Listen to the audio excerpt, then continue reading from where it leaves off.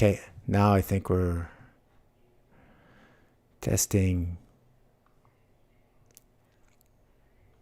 Hello. Okay, Kevin's there. Yep, I'm here. If anybody's listening at the moment, just put something in the chat just to let us know that you can hear us. Otherwise, we're probably just talking to each other. Yeah, and especially the sound, guys. I'm going to try to figure out the sound before really make sure it's clean before we get too deep. So who's going to be our official internet sound guy that's going to tell us? Hello.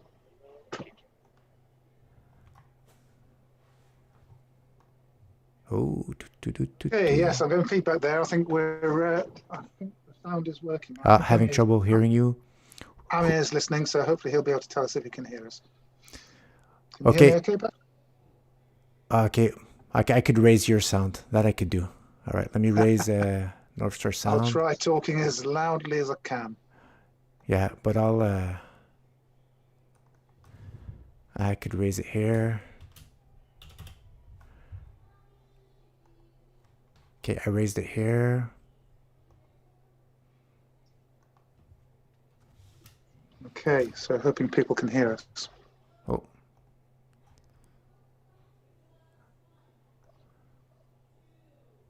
All right. What about now? Oh, sounds great. I can hear you good. Yeah, loud and clear. Yeah, I could raise Northstar. Do you want me to raise Northstar's voice, guys?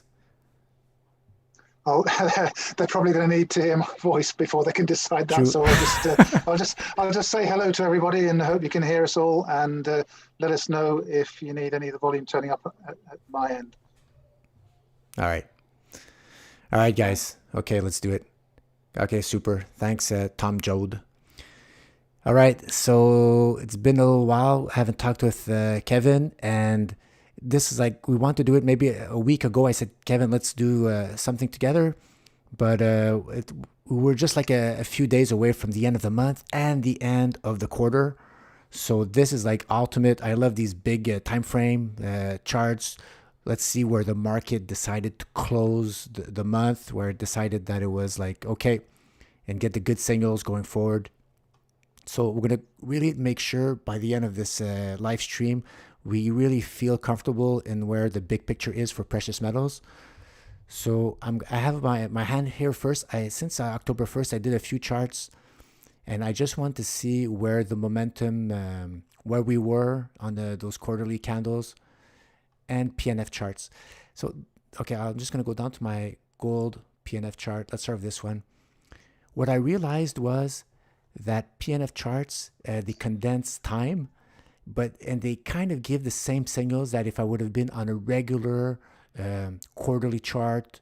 It's like, since they condense all the information, you could take a daily PNF chart, but and it's probably going to look like a quarterly or maybe even a monthly chart.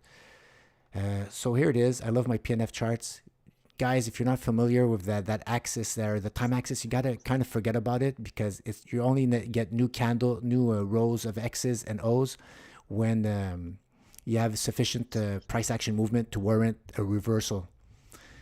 And here is where we had the blow off top in the end of the 1970s gold market. And after that, retest. No, so that's resistance. Retest here. Many years later, like even 1990. You see, look, all that. That's probably the 1980, 81, or 82 retest, 80 retest. And it took all that time. You see, we're already back at 2000. So all that time was condensed here. It remembered. So I don't know. There's like a school of thought, Kevin. I don't know if I believe resistance is as good as what you can see on the chart. Some people say resistance 2 years ago doesn't count. But I tend to disagree. I think price action has like memory to a certain extent, but recent price action, I have more weight to it. But when I see a chart like this, that 20 years later, or is that like it still hits it and stops, it has to have some meaning. Yeah, you're right there, Patrick. I think the idea of support and resistance works across all time frames, but where you have major market turning points 20, 30, 40, 50 years ago, The major tops, major bottoms, they're going to act as strong support and resistance levels going through into the future. So, just because something happened on the price chart a long time ago doesn't mean that it's not going to exert an influence. As you go through that price level now, it's going to have a relevance. The amount of relevance that price level has depends on a lot of different factors. So, depending on what it is that's driving price upwards or downwards and the fundamentals at the time, that's going to determine, whether that support resistance holds or whether it's going to be broken quite easily, as we've seen with a lot of currencies passing through their all-time highs with gold price over the last sort of year or two. A lot of currencies have just sliced through it as though it almost wasn't there. So it varies depending on the circumstances. Yeah, it's just insane. So this chart, this is gold 2000. So the base, it broke out violently, tested, and after that, once it broke out above, it's not all-time highs, but a strong, meaningful resistance. Then after that, exploded up, consolidated to 2009 lows, then exploded up. So right here, starting to form a nice channel upwards, peaked, and after that, we had the same type of formation right here. So this is like the blow-off top, and after that, it tried to re-go above, but now you're starting to define really non-blow-off top type resistance 1, 2, 3 times, and after that, game over, went into our multi-year bear market. This is kind of analogous what I saw here happening to here. So the way I drew my resistance line, which same thing here, we broke above. Now we closed. So this is like the equivalent candle of that 2000, I can't tell the year there, but maybe 2006 candle right here. And we're pulling back, and now we're going to retest this historical resistance, now turned support. And right there, creating another channel, very analogous to what we had previously. And for me, this is a sweet spot as long as we stay close to this region, maybe dip a little bit below. And this, Kevin, it brings back down to that 1800. I'm sure you're going to touch on it, but indeed, we could have in the cards a continuation down. We're not out of the woods to really test that breakout level, just like here we had in 2008. It really went down and touched it. Maybe we will gold stall a little bit and touch right here in the next weeks or months. I don't think it's out of the question again, but that would be a beautiful jumping point on an ascending trend line, on a horizontal support line, and really reset all indicators. Everybody's going to be super fearful. And then after that, we could rise up to that 2250 target. And I have another chart I could show where I think that 2250, we're going to get it in Q1 probably of 2021 and maybe Q2. But for me, that's like my probable roadmap going forward in the next 3 to 6 months there, maybe a little bit more. All right, so that's for gold. Let's look at silver's super duper PNF chart. Did I do one? Yes, I did. All right. So silver looks a little bit different. This one I could have had I tried to draw like a parallelogram, so try to reproduce symmetry. So I had a 27 degree angle here. This one, I think it's 28, but I fiddled around with it just before taking my print screen, but you could make it fit for 27 degree. And silver likes to explode out. So it exploded out right here. Then after that, bear market. We exploded off this base right here in, I think this is right now, right in 2020. And there was enough price action to even close above that super duper important, I call them paradigm shift pivot lines. And we did close above. So for me, silver has a confirmed breakout on the PNF chart of that descending angled trend line. And right now what it's doing, it's pulling back to retest that breakout line. Very important that we hold above here or close to here. But that's when everybody's fearful. Everybody's looking, is it going to retrace to $18 to $20? But when I start hearing that, what I like is that means the sentiment indicators are probably resetting a lot. And then I'm expecting an explosive move all the way to this ascending pivot line, which will serve as resistance along the way. So instead of looking at the $50 target or 100, we have to get through this very, very important long-term PNF defined ascending pivot line right here. And it just coincides perfectly to about 38. Everybody, so that's another target for me that's very manageable. It's I know my yearly defined targets are like at 31 for silver. So overshoot of that, some people are looking at 35. All that region here, anything above 31, 35, 38, before we have another series of O's that pulls it back down, I think we're going to get a nice stretch of X's. And you know silver is able to do it. It's in its DNA to have extended long periods of moving strong in one direction. So what happened here is very, very healthy. We didn't extend this one too much for it to be end of like a blow off top from an end of a bull era. We're correcting just in time. I think it's actually good that we start correcting and not go to 55 right now. So we really stretched it, correcting. And for me, this can be a precise moment for this quarter and the next quarter. And I have another chart I'm just going to show after that. I think we have 2 more quarters of solid growth for silver before a pullback. Is there any, Kevin, you want to comment on my, did I say anything that's like out of the, any fallacies? No, it all sounds good to me, Patrick. I'm just sitting here enjoying what you're saying and thinking about how it applies to the charts that I'll show shortly. But no, it all sounds good to me. I mean, don't want people to think that, you know, both me and Patrick have to have the same views on everything. You know, the beauty of all of this is that it's an exchange of views and opinions. So where Patrick's target's maybe $38, mine maybe 35, or, you know, it's just reassuring to know that we're, you know, different analysts are thinking broadly in the same sort of, you know, having broadly the same sort of views and opinions. It increases the likelihood that you know, that the price is going to move in that general direction. If there's a huge variety of different views and opinions, it's a case of gathering the evidence. And you know, I think as long as the people that you're following and the views that you're looking at it's all part of the evidence gathering process, then you know, that should inform your decision making, really. So price can always reverse and go down when you're expecting it to go up, but as both myself and Patrick have said before, it's all about finding the evidence to support your views, or indeed finding the evidence that contradicts your views, and you have to be open-minded about it all. But no, that was making sense to me so far, Patrick, so carry on. Yeah, that's why I would have wanted somebody, I don't know if somebody, like all our like our targets, all our time to reach those targets, if somebody could put that in a scatter chart, and then we could see like where like most of the targets for certain timelines like they reach, because it's like we're each our one-man army. You're doing your analysis, I'm doing mine,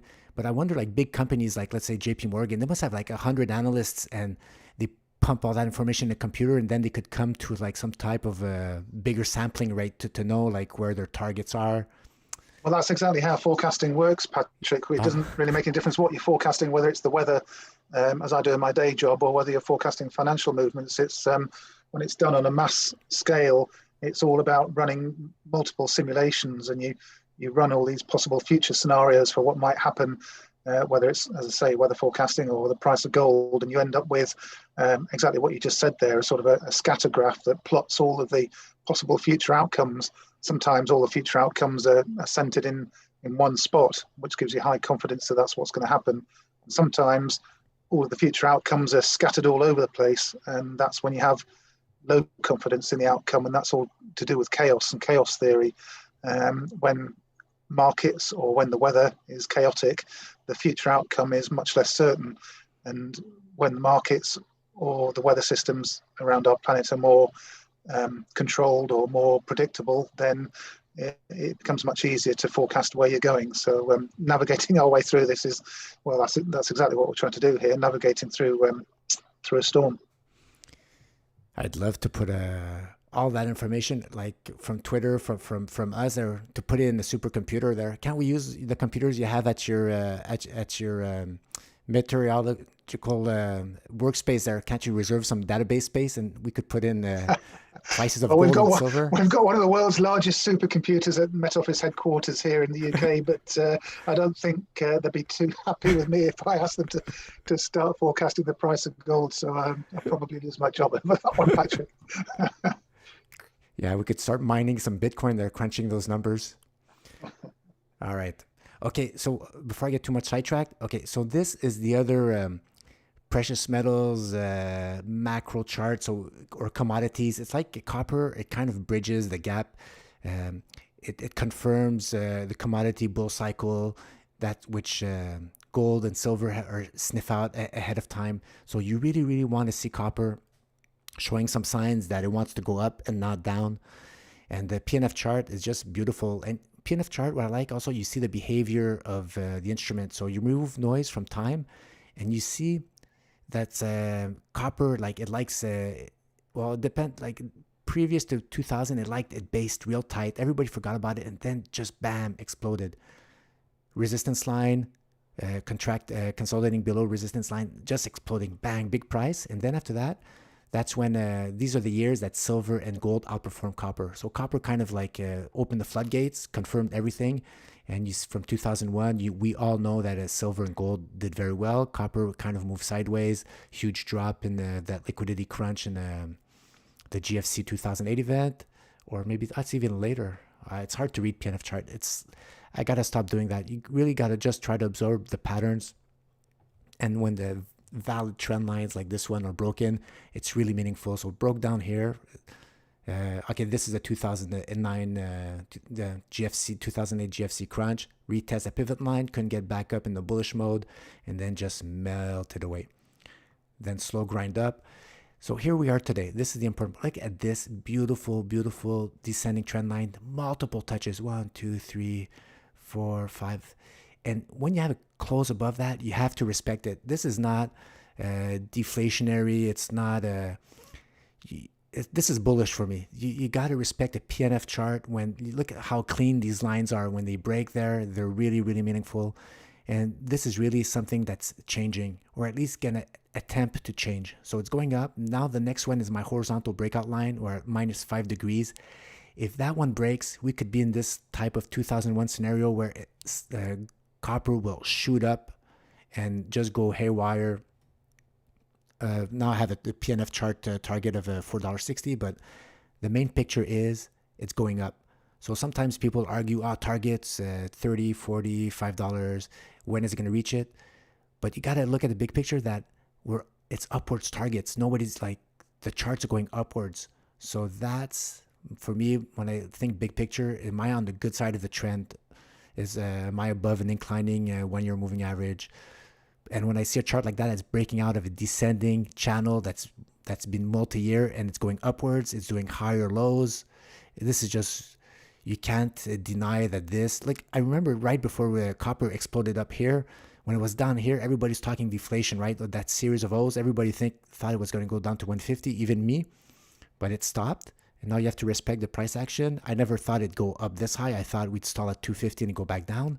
But the markets are telling us, look, it's going up. So you have to respect that this is giving credence to the timing that what gold's been telling us all the time, even if we don't want to believe that gold was even ever since it broke out above 1400, people are still a lot of wall of worries out there, non-believers. Well, silver breaking out above its 20 and copper doing that instead of breaking down. Because deflation, guys, it would be down here. It would be severe deflation. But that's not, the chart's not confirming that narrative at all. So I'm expecting a hit right here, maybe at 310 or and maybe a consolidation here, 3 little circles down, and then an explosion all the way up here to 460. That's my scenario for copper. Is there any questions?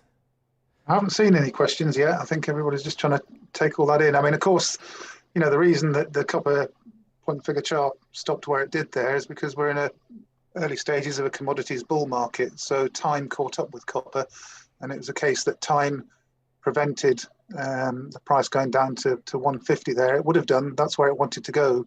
But the time and cycles, commodity cycles and the cycles of life, if you want to think of it that way, cycles of life stopped it getting down there, and it's getting pulled up by the next cycle. And commodities versus the S&P, going forwards, commodities versus equities going forwards over the next 10 years. You want to be in commodities, not in equities, for very good reason. And when you're talking about inflation and deflation, excuse me, you have to be clear about what you're defining inflation and deflation in what.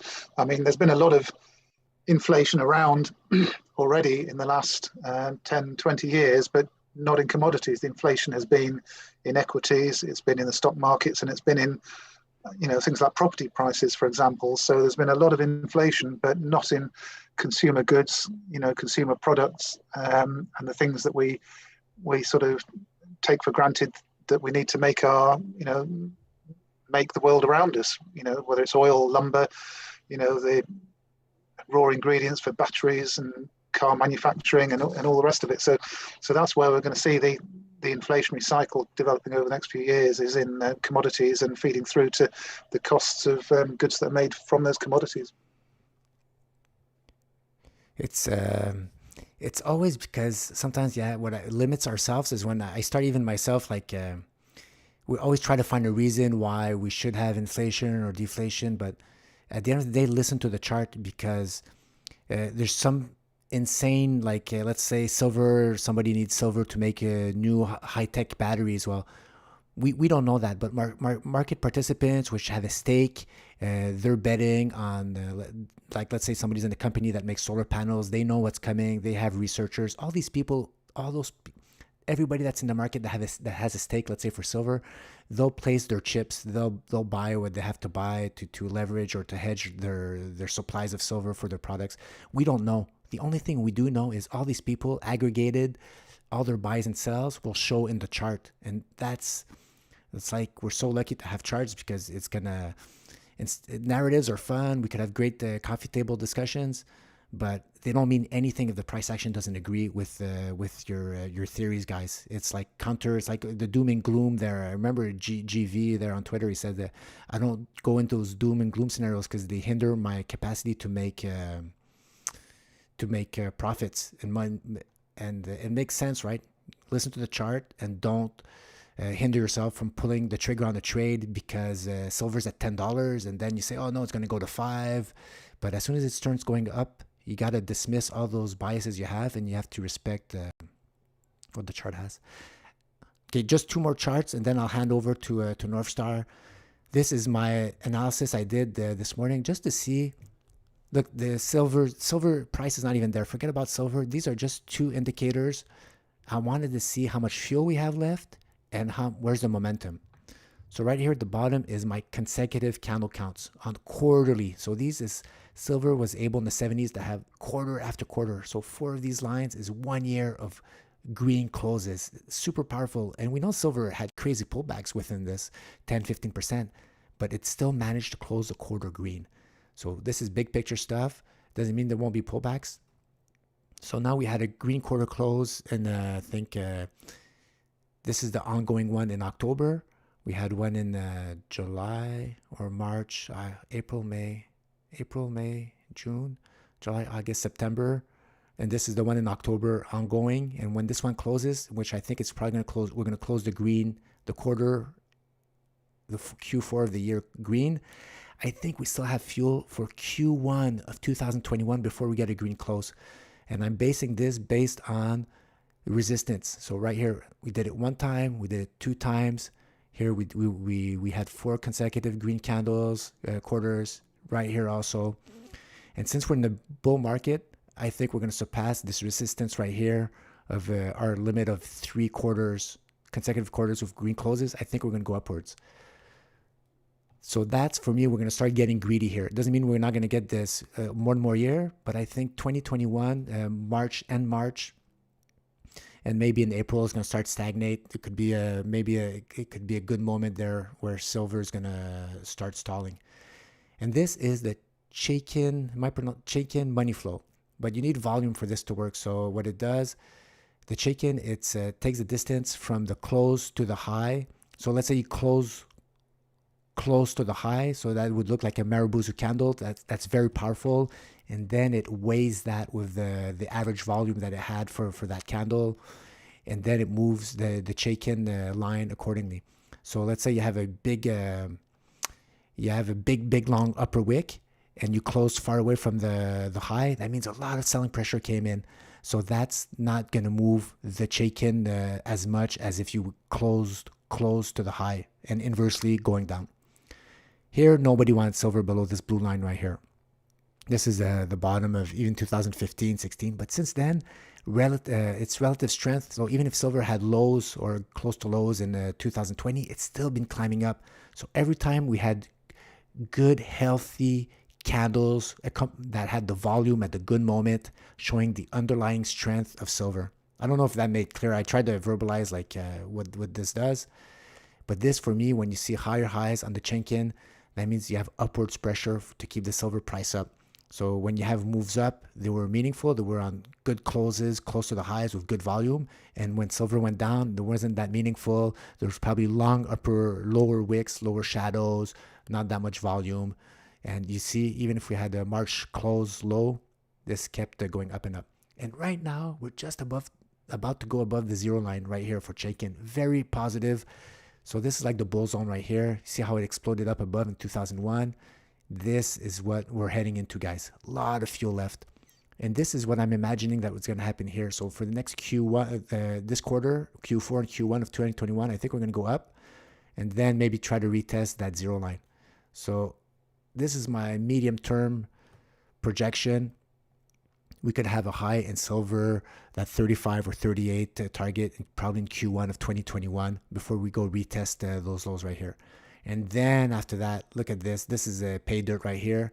This is probably the 2027 highs or the end of the commodity or the cycle analysis there. We're going to start hitting these highs. And this is really, look at that. When we had that peak here, we had all these quarters aligned. And this one here, didn't have that many, but this was another, probably a peak before silver consolidated right here. So that is like my weight of evidence for the fuel that I have left for silver. So I think Q4 and Q1, solid strength for silver to really impress us. And hopefully after that, those $20 levels, we're really going to forget about them. And any pullbacks will be either in the high 20s or above 30s. All right, guys. Last one. I did the same thing for gold. So now Chaikin, I'm not going to explain it again. But look at gold. It's like insane. Like quarter after quarter after quarter of green closes. It's just insane. I did this on the yearly chart. It was like just, I don't know, 10 years of green closes. Like just buy, hold, go to sleep. And if it wasn't for 2008 crash, we would have had a huge run. Right, look at that, guys. Gold, it's been running since 2018, guys, a long time. Even the Northstar could tell you there that he's been on this gold bull train a lot of time before us, and a lot of guys are coming in now right here. Well, you're not coming in at the beginning, guys, concerning this wave up. There's a lot many years in the commodity bull cycle, but the early birds, they were the Powell pivot, and even before they weren't here. But it doesn't matter that. I just wanted to see how much fuel I have left. So same strategy, how many more green candles I could get. And my logic was, I think gold could squeeze in maybe one more green candle. So this one current and two more. Since gold, we know usually it peaks after silver, it's only logical that gold will get probably an extra green candle, a green quarter after silver peaks in, let's say, end March 2021. Gold might have a chance to extend that maybe to end of June to get that extra green candle and hit that resistance right here of consecutive green candles. And you see gold here for the Chaikin above the zero line already leading the party. And since 2016, guys, or 2017, look at the Chaikin always going up. The relative strength of gold, the underlying moves of the candles is just insane. Very powerful going up. And maybe here I have a pivot line. We might hit some resistance here. So maybe in a few quarters, then go down, test that zero line, and then end the decade hitting those all-time highs. But look at that. That is a lot of fuel right here, guys, before we hit those Chaikin highs, previously known highs. So it's all good, guys. The journey, we're not at the beginning. We're probably approaching midway. And just fasten your seatbelt. We're still in the ride. That's it, Kevin.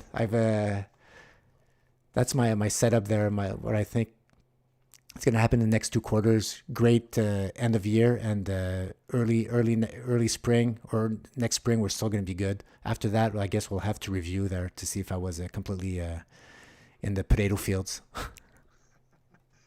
Okay, well, if you hand control of the screen to me, Patrick, I'll Yeah, quickly run through a couple of big picture charts for people to you're get an allowed idea to. where we're at. You're allowed to. You could share your screen now, Kevin. You should be able to. Hitting share screen now. It should start to work any moment. So I'll see what happens.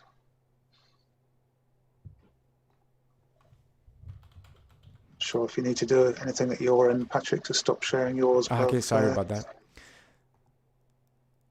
Okay, right. I think that might. Yep, something seems to be working now. So I'll just press the right buttons and hopefully everybody can see my screen. Can you see it there, Patrick? Yeah. Yeah? Yeah. Okay, great. Right, okay, good, right. So you were talking about the copper chart there, weren't you? So I'll see if I can pull up a copper chart. Just move that out of the way. I seem to have an annoying menu at the top, which I can't get rid of. If I just click on, it's quite annoying, but I'll see if I can work with it. You know, bear with me, everybody. Technology.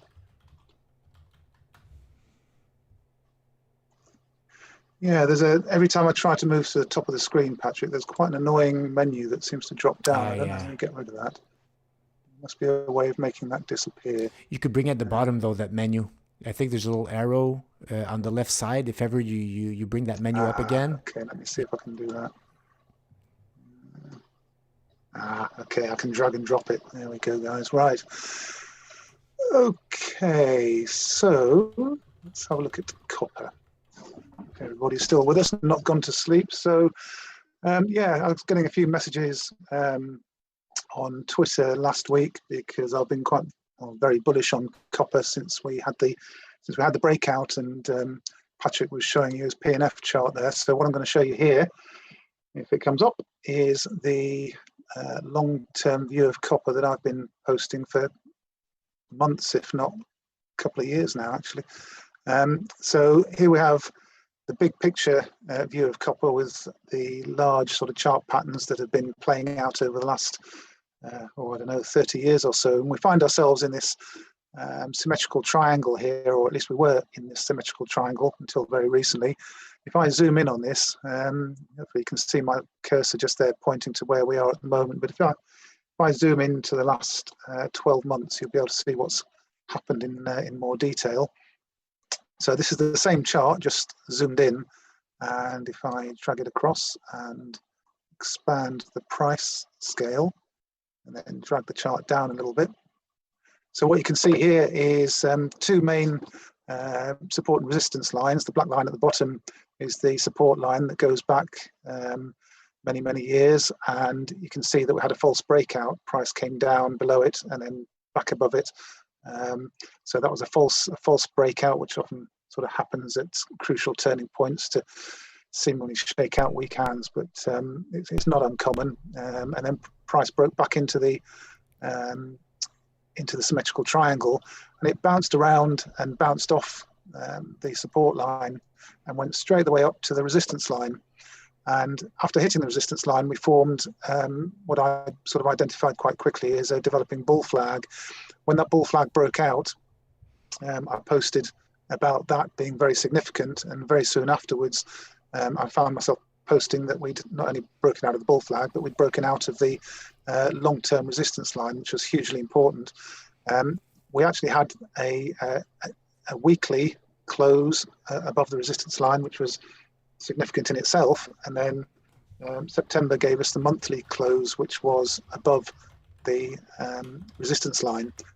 So what that means is that any move back below the resistance line, I'm viewing with great suspicion at the moment, because I think what we'll see is that any move down here is going to end up just being a wick on a larger candle. So you see how these if you're new to all of this and you're not too familiar with it, the price movements, whether it's daily, weekly, or monthly, form these candles, and the extremes of the price movement form a wick. And so price moves back up. In this particular green candle here, for example, prices move back up, and you can see we're currently sitting at $2.98 near enough, which is just here at the top of the candle. So that's where current price is, right at the top of the body of the candle. Price that's been above it and below that is all the way down here, forms a wick. So what I'm saying in a roundabout way is that all of this is noise, and what I expect over the course of this month is for price to remain above or to at least close the month above the resistance line, and then for the quarterly candle to show significant price movements upwards, confirming what Patrick and myself have sort of been saying for some time, is that we're in a commodities bull market now. It'd be very, very unusual to see a breakout through a long-term resistance line and then for that to sort of fail. Having said that, of course, we had a false breakdown here, but we've got the commodity cycle at our backs now, so the commodity cycle is pushing price up, not down. So there's no reason I can think of for copper prices to stay suppressed for long, although I think this particular movement here was due pretty much entirely to some headlines coming out from the US on Friday. I think it was some manufacturing data, but all of that is going to be swamped by global economic data, where governments around the world are going to be initiating large infrastructure projects to kind of soak up the lost private sector jobs that are disappearing rapidly in the service sector and in hospitality and in tourism. And of course, all of those jobs, hospitality, tourism, those kind of things, they're not, to my mind anyway, particularly heavy users of commodities. A lot of it is kind of sort of providing services rather than providing goods. So I think the goods side of the economy is going to be sort of taking over, certainly in terms of how governments react to the economic downturn. So building of roads, bridges, dams, power stations, nuclear power plants, all that kind of thing is going to be a focus for governments to turn around the economy. So anyway, long story short, copper should be in a bullish phase. So there's copper. I thought I'd have a look at the long-term silver picture and gold pictures. So if I can... that wick, yes. Kevin, that you're right, that weekly wick there you were telling me before we started the live stream there, it's just insane, man. That's like... Well, people were quite worried when it came all the way down to here. It came down to $2.80 or something, and it bounced very nicely on one of these support lines that I've got on here. But call me foolish if you like, but I was quite confidently, perhaps overconfidently, sort of saying that don't worry, this is just going to be noise. It's going to be a wick on the candle. In fact, I'll scroll to the right. You can see the comment that I put on the chart that I posted. It says this should be a wick on the monthly / quarterly candle. But if this area of support doesn't hold, then I'll turn very bearish in the short term. So at that point, price was down here, and I drew this orange circle, this orange ellipse. And what I was saying was that if price continues down here, then clearly, it's not bullish at that point. It becomes a bit more of a problem. You're breaking more support lines. But we didn't need to worry about that. Prices closed the week just a fraction above the long-term support and resistance lines. So it's a good example of how that line is acting to be very influential. These lines aren't just squiggly lines that we draw on a chart. They mean something. That as long as you put them in the right place, Patrick, they actually mean something. They act like magnets. Price is attracted to them or price is pushed away from them. They act as positive and negative poles on a magnet. That's how they work. So moving on to the long-term picture for gold. Very interesting point here. This is gold futures. So if I put on the larger time frame view, nothing has changed in terms of the big picture. This is the monthly big picture chart for gold. You can see how what's going on at the moment is just a tiny little blip in the long-term picture. If I switch to the quarterly chart, so let's see how that cleans things up a little bit. Expand the chart. If you're not familiar with these charting platforms, this is tradingview.com. You can see in the address bar at the top. Just go to tradingview.com and pull up a chart and start putting some lines on it. You'll be surprised what you can achieve if you've got the time and the inclination to do it. So we've got this huge cup pattern here that formed during the 1980s, 1990s, and into the early 2000s. Broke out, and we had a large pullback in 2008. Doesn't look very much on this chart, but price dropped from over $1,000 to sort of less than $700. That's a 30% drop there. So that was significant. Certainly very significant if you were trading at the time. So the cup pattern that we've formed over the last 10 years or so looks relatively small by comparison, but you can see how we're breaking out of that now. And the next stage takes us to the 8-year cycle low. The 8-year cycle low is in 2023, late 2023, probably the second half of 2023. So we're going to see price advances towards a point where we start to drop down into that. So that's the next thing to watch out for. You can see how I've highlighted these red boxes and the stochastic, and also in the CCI indicator. Don't ask me too much about the CCI indicator because I don't use it very often, but I've started looking at it, and I'll be sort of posting more about that in the future. But it seems to be quite a good sort of leading indicator for long-term and short-term price movements, actually. So it's probably going to become one of my new sort of go-to indicators. So more for me to research on this particular one. But what really matters, as with all of these indicators, is how they interact with price behavior. And you can see that we had a 10-year period where the CCI indicator during the last bull run remained above approximately 80 or 85 thereabouts on the scale, and we've just recently moved above that sort of level. And so I expect, given that we're in a bull run here, that we're going to see price remaining, or the CCI indicator remaining in that high zone right the way through the bull run period. Expecting a pullback, as I say, at the 8-year cycle low. You probably see a little bit of a leveling off in the moving average convergence divergence indicator before that continues its upward trend, and there's no particular reason why it needs to stop at the same sort of level that it did last time. It could well power on to higher levels. There's nothing written down that says that it has to stop around 270, 280. It can keep on going, so we'll just see where that one stops. So that's the long-term picture for gold. If we look at a more zoomed in version, just to see the price action over the last few weeks. Give me time to find gold on here. There we go. Yep. Sorry, Patrick. Go on. It's insane. Just even the quarterly chart there, that 2009 or 2008 GFC there. It's a wick. It's just a little blip, isn't it? It's just insane. That's why, guys, you reduce noise. It's you can get scared a little bit about the short-term movements. Gold moves by 20%, silver moves by 30, 40, even 50%. But in a precious metals bull market, that's all normal behavior. You just need to know where you are in the cycle, and if you know where you are in the cycle, then it takes some of the fear away from it. So here we are with the very familiar pattern now, and I remember posting this back in August. This downtrending. I've thought for a while, or I've wondered for a while, if we need to retest the edge of the arc that has guided us all this time, all the way out of the lows back in 2015, 2016. I think we probably don't. We tested the arc back here in March of this year, and so I don't feel there's any particular reason why it needs to be tested again before price accelerates upwards.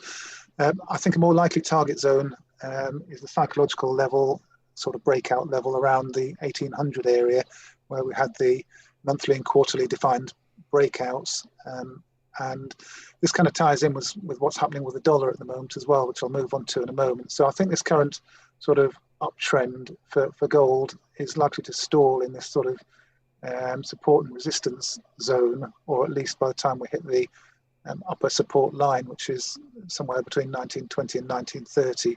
Depends when we get to it. You can just go sideways and meet the line somewhere around about 1910, 1912. If we go vertically upwards, then you meet the resistance line around about 1930. Either way, I think we're starting to lose momentum here. Now, I've got to say at this point, that's what's been happening with Donald Trump. Of course, in the States, you know, you couldn't make this up, could you? Really, to be honest, I'm trying to keep my language clean here. You couldn't make this up. You know, market moving headlines out of the US should Donald Trump suddenly take a turn for the worse. You know, who knows what that's going to do to equities, gold, silver. You know, I would imagine that all of a sudden people will be seeking sort of safe havens at that point. So, you know, you can see a sudden influx into safe haven currencies, the Swiss franc. You could see sudden rushes into gold, silver, for example. A lot of uncertainty, and so in times of uncertainty, gold and silver tend to do well. But I'm not going to dwell on that because we're straying into sort of the outside world and fundamentals there, where really all of that's reflected in the charts. So back to what I was sort of have been indicating for weeks and weeks now, is that, you know, we have this target zone that could be carved out by a developing arc, which I've marked in blue. There's nothing to support that yet because we've only had one touch on the potential arc, so that's purely speculative. But more sort of evidence for the bullish descending, get my terminology here, flag. It's not a pennant because it's parallel lines, so it's more of a flag. It's a descending flag. So we've had one touch here, had another touch here. Looks like we're going to get another one here. We've had one down at the bottom here, and of course one at the very start. So we've got some more in the way of sort of confirmation of the pattern. So it's, you know, a lot of analysts are pointed towards this area. You know, I'm not alone in saying that we're going to see price bottoming out between sort of 1750, 1800, 1820. Different analysts have different targets. It does make me a little bit nervous when, you know, everybody's sort of thinking the same thing, because markets like to surprise us all. So there's a question mark in my mind over this about whether we break out sooner rather than later. The cycles analysts are looking at another daily cycle before we print the intermediate cycle low, and another swing high in another move high in the dollar sort of cycle as well. I'll put the dollar on now whilst I'm talking about it because it ties in really strongly with precious metals at the moment. And I've made the point that the dollar moving up doesn't mean that gold has to move down. There are times when, you know, gold shows relative strength and the dollar goes up and gold goes up with it. And we could be approaching one such period, really. I think gold's downside could be limited, and silver as well. And certainly the miners are showing signs of bottoming. And in fact, some of the miners are showing signs of turning. And looking at some of the individual miner charts, I've been actually starting to accumulate on weakness, which is what I've always sort of advised people to do during this phase of the bull market, is buy, hold, and add on weakness. I've not really sold any positions during this correction. I've been holding my positions, a little bit unconvinced about how far we'd pull back, and pretty convinced that we're going to make new all-time highs within the coming months. So I don't feel any discomfort in holding my positions. This is what's been happening with the dollar, and we've got a very clear resistance line since we hit the secondary highs of 103. I say secondary highs because the dollar index hit those sort of levels earlier on in the cycle as well. So this was the second time that we reached these sort of levels, and we broke out of the arc that I've been drawing. Had everybody worried for a while, but it was a wick on a monthly candle. And when you look at the monthly and quarterly charts, this is just noise, and price very rapidly moved back inside my sort of domed arc, and has descended ever since, all the way down into the low 90s. So what do I expect? Well, I actually expect that the dollar is going to continue to move up here and break through this resistance line. If you go back to the previous dollar cycle, and look at what happened when the dollar came off its highs in its previous cycle. It actually did something very similar, and we had a period where the dollar dropped and then broke through the resistance line and then carried on dropping further. So this resistance line, in my mind, isn't particularly important. What's more important is that we're building out a bearish rising wedge here, and we had a bearish sort of rising wedge pattern here, and we've obviously broke down out of this sort of, I suppose you could call it a symmetrical triangle here that's started the whole process off. So I see this sort of moving up and then down and then up and sort of culminating somewhere in late October, early November. If you look at my Twitter feed, I've posted this extended chart which shows my projections. I think I've posted it today actually, with price peaking somewhere, it's hard to be certain, but somewhere sort of 95, 96 sort of area. Depends where you draw this sort of resistance line and how you draw it. You can draw it like this. You can have it sort of, you know, there are different ways of, in fact, you can sort of pull this all the way back here, I think, and have it like that. So there are different ways of projecting this line forwards into the future. But my preferred sort of option at the moment is something like this, which takes it up here. And there's a confluence of resistance around here. The 200-day moving average is coming down, the bearish rising wedge, and you have this orange zone that I've got marked in here, which is a zone of historical support and resistance.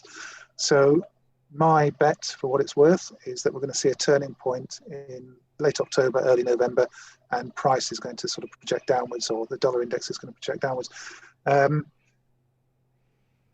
I'll just take the, yeah, so when you're talking, something I should mention here actually is that this is an index. It's not an absolute price chart. It's not like following the price of gold going ever upwards, and it will go ever upwards because we're increasing the monetary base.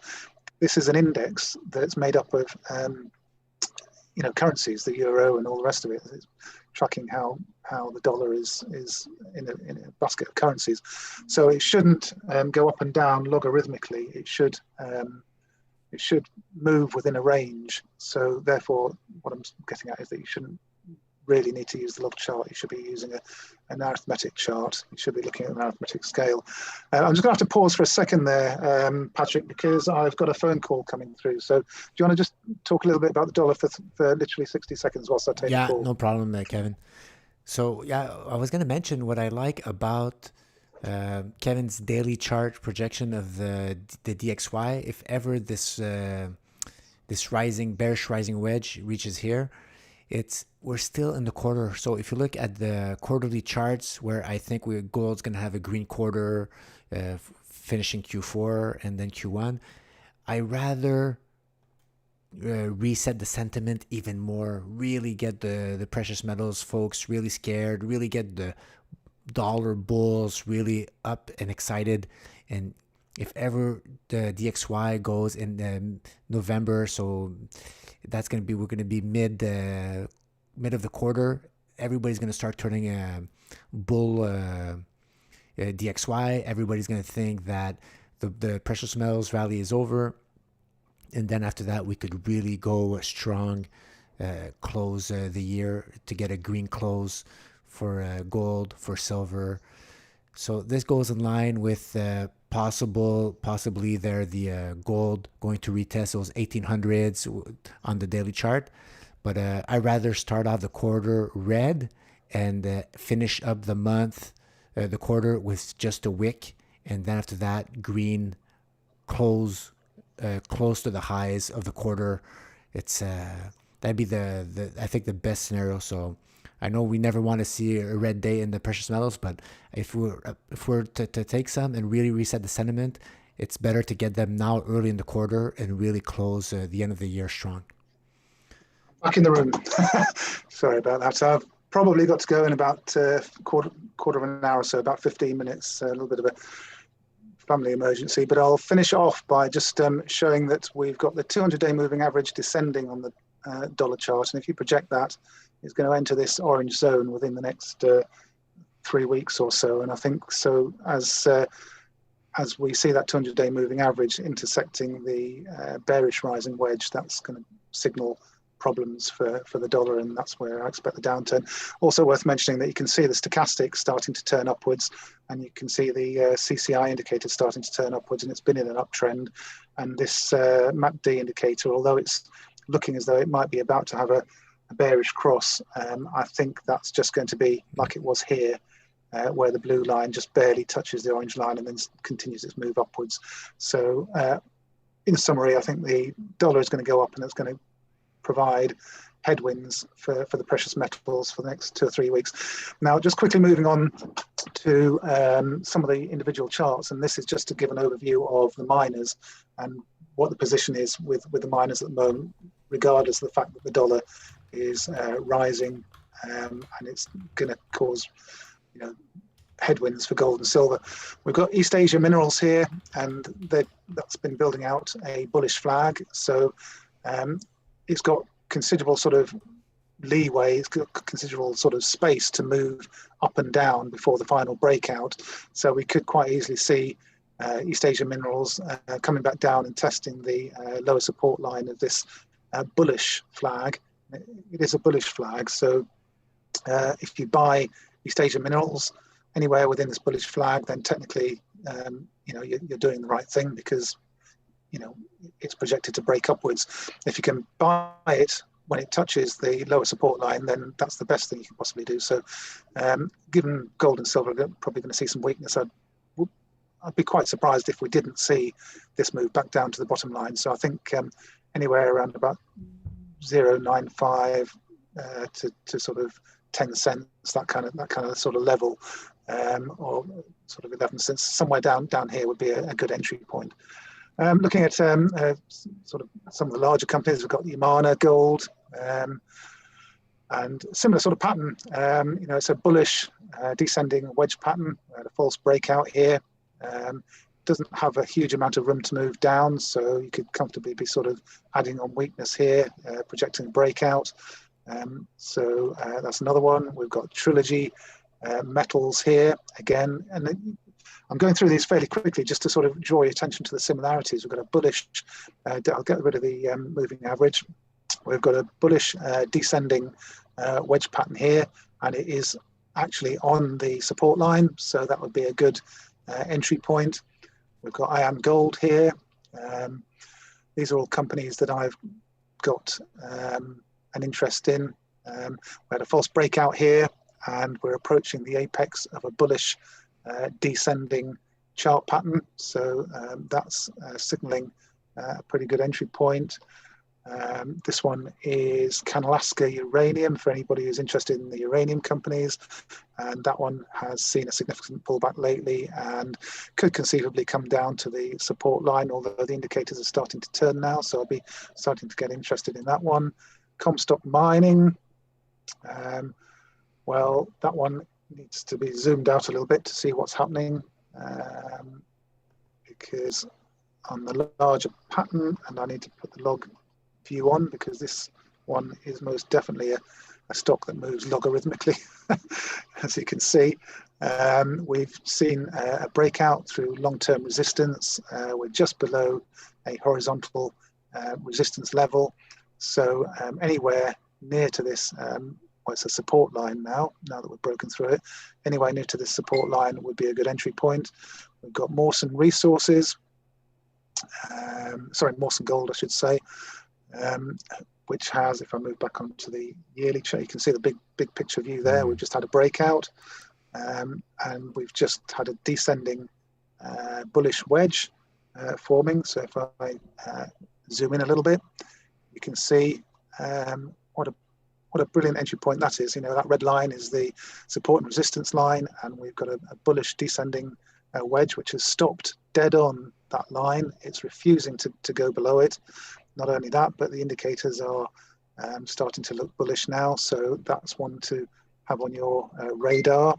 We've got ABRA Resource. I think this is one of GV's recommendations. In fact, a few of these are a very good bullish descending pennant. We're in the sort of flag part of the pennant. Pennant is where the sort of, as opposed to a sort of descending flag, that would be a flag, and that would be a pennant. So this is a pennant pattern, both bullish, and you can measure the distance of the flagpole to project your target. So we're going to see prices moving up through long-term resistance, and you can see the indicators now are strongly suggestive of a move upwards. Stochastic MACD both turning and moving up, so both suggesting that this particular stock has reached its bottom. I think I've done iron gold, sandstorm. So look at Sandstorm Gold, another bullish descending wedge. You see it over and over and over again. This is why I wanted to go through them sort of quickly, to quickly sort of show you the similarities of the patterns. Sibanye, Stillwater, slightly different chart pattern here, one that's been puzzling me for weeks, trying to sort of analyze this one. We've had a very large and very good cup pattern. We had an odd-shaped handle, and we've broken above the handle, and we've been oscillating backwards and forwards in an expanding wedge, which I strongly think is going to resolve to the upside. So anywhere near the bottom of this expanding wedge support would be a good entry point, and you can see again the indicators turning upwards. So that's another one to have on your watch list, I would suggest. Orania Resources. This is an odd one with a very strange chart that I took a speculative position in as we broke, just literally as we broke out through the support and resistance line. We moved up nicely, and then we dived back down onto that support and resistance line. So a lot of volatility in this particular one, but a bit fun to see how that one works out. Eldorado. Let's have a look at Eldorado.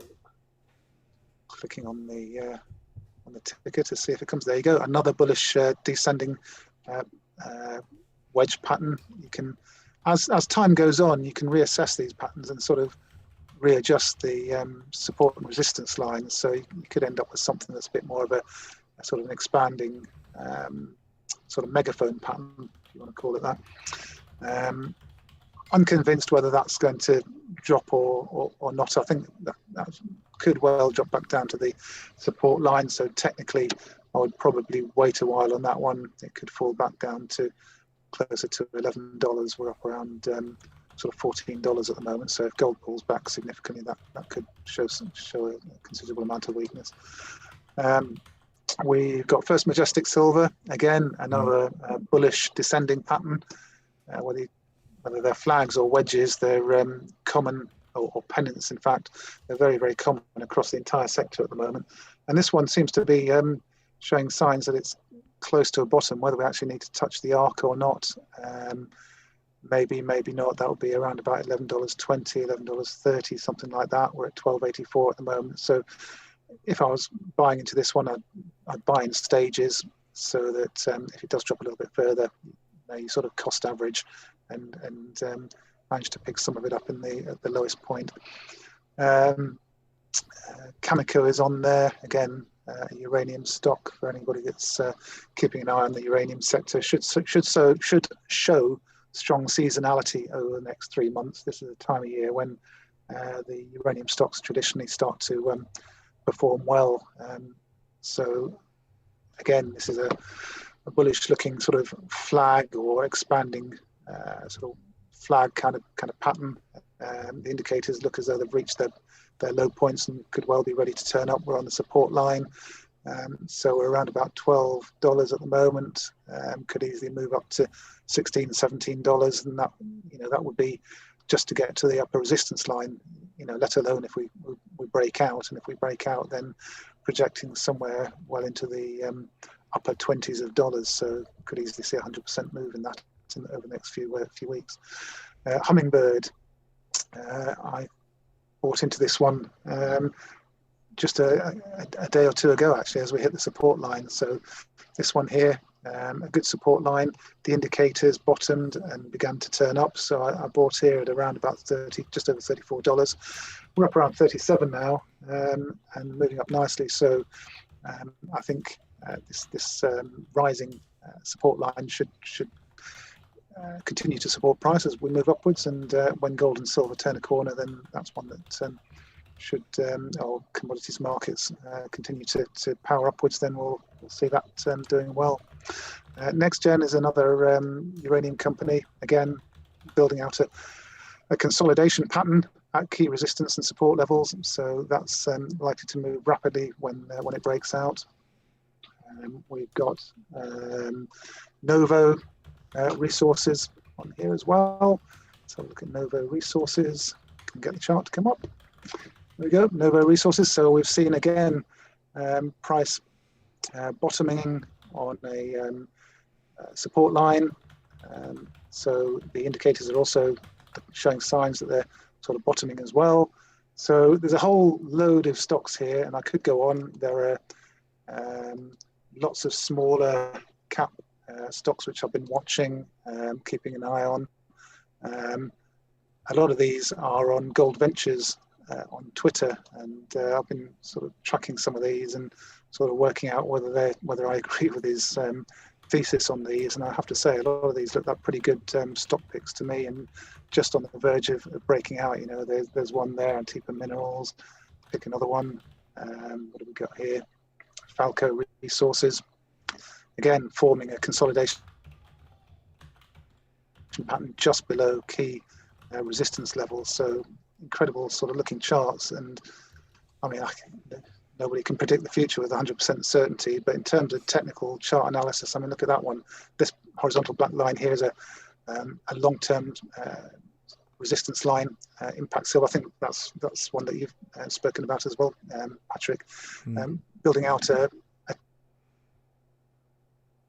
textbook pennant after sort of a steady rise, and then you get this consolidation pattern within a pennant, and then boom, as soon as the markets turn, as soon as gold and silver start to show strength again, this one's going to really fly. So these small cap sort of silver juniors and exploration companies are prone to seeing some really good gains over the coming weeks and months.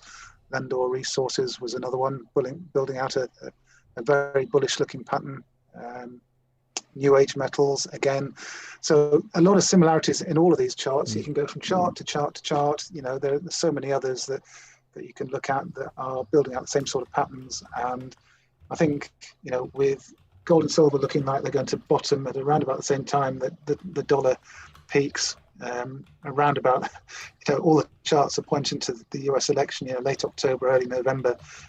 These events sort of tie in, don't they? It's time and time again, you get this confluence of technical chart patterns and also fundamentals out there in the real world. So what came first? It's a chicken and egg situation. Is it the fundamentals driving the charts, or the charts driving the fundamentals? But one thing I'm pretty certain of is that we've got some good times ahead in the precious metals markets. And I do expect a strong quarter. I expect a strong start to 2021. But later into 2021, we could well see a protracted consolidation pullback again before a final move higher ahead of that 8-year cycle low. So plenty to sort of look at and analyze as we go through the early part of next year, and trying to time the top next year, where we get to that sort of 2200 to 2400 sort of level in gold. That I think is where we're going to mark the next top. And I think that's about all I have to say, Patrick. We've been talking for quite a long time now. So. No, but it's awesome because some guys, they want to see stocks. I wasn't sure we were going to cover mining stocks, and you blitz through them like a champion. And yeah, the patterns, they're super bullish, and a novice could probably say, look, no, it doesn't look bullish, but it's when there's fear and then you're in an uptrend and you understand the precious metals complex and the macro charts that are all going upwards. This is exactly what you said. They're buying into weakness, smart buying into weakness. They're not catching a falling knife, buying when you identified good confluence of support. And they're starting to all be in that area. All the charts you shown, they're close to like some type of bottoming pattern there, where you could start putting positions in there. So no, it's good. Most people, they want to buy when everybody's happy and we're doing all-time highs, but this is actually the time to buy. Yeah, you have to be brave and pull the trigger when when all your instincts are telling you not to. It's difficult, but you don't want to be selling your positions as we're sort of the temptation, isn't it? You see your stock's turning red and you're 10% down, 20% down. Right, I'm gonna sell. I've lost too much, 20%. Sell, and then suddenly the market turns, and you find yourself chasing the price. The time to buy is when you're 20% down. The time to sell is when you've made profits. So, don't feel bad about selling positions. If you've made a profit and you made a 10, 20, 30, whatever it is, 50% profit, that's a profit is a profit. And, one thing you don't want to be doing is selling at a loss. We're in a bull market here. So if you find yourself in a losing position, sit back, sit on your hands, switch your computer off, go away, go and do something else, because, whether you come back in 6 months' time or 6 years' time, prices will have moved on considerably, so whatever loss you had during this bull market is going to be wiped out and turned into a gain. So,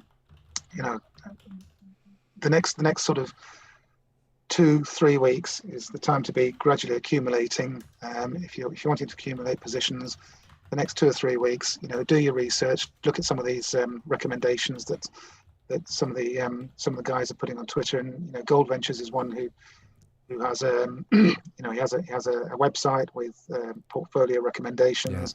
Yeah. Do your own due diligence, of course. Read. It's all there at your fingertips. Go on to Google, do your research. Satisfy yourself that you're not buying a dud.